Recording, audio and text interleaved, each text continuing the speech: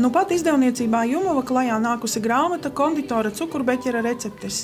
Tajā apkopotas vecmeistara Aleksandra Dabres izmantotās konditorijas izstrādājuma receptūras, kas saglabājušās meistara jaunības gadu piezīmju kladēs un ilgo darba gadu pierakstos, ko viņš apguvis labākajā pirmskara Rīgas konditorijā pie Otto Švarca.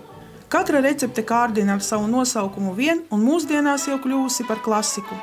Grāmata, ko mēs šodien atveram, tā ir recepšu grāmata. Recepšu grāmata, kur ir tapusi apkopojot mana tēva Aleksandra Dabres, konditora meistara cukurbeķera receptes, kuras viņš ir sakrājis visa mūža garumā.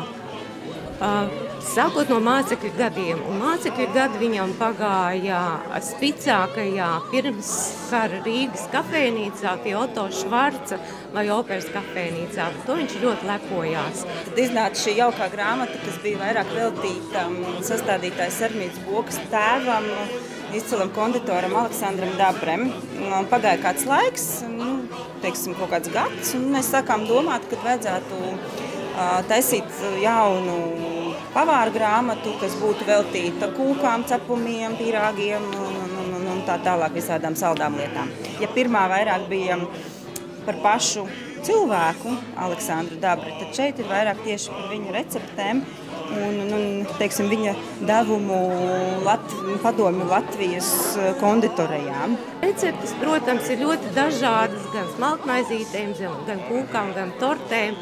Un tās visas ir apkopotas tā, lai jebkurš mājas apstākļos varētu izcept. Tur ir skaidri uzrakstītas proporcijas un arī process, kā gatavot to izstrādājumu.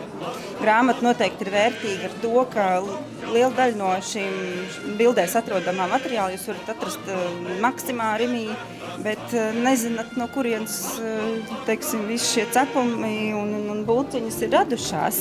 Tad, izlasot šo grāmatu, jūs varēsiet to noskaidrot. Iesaku, ja cilvēki taisīs receptes pēc šīs grāmatas, izmantot tieši tādas proporcijas, kā ir šeit aprakstītas, jo savādāk vienkārši nesanāks šī mīkla un pildījums, kāds bija izciliem meistaram, konditoram Aleksandram Dabrem. Tā kā lasiet, eksperimentējiet un lai labi garšo.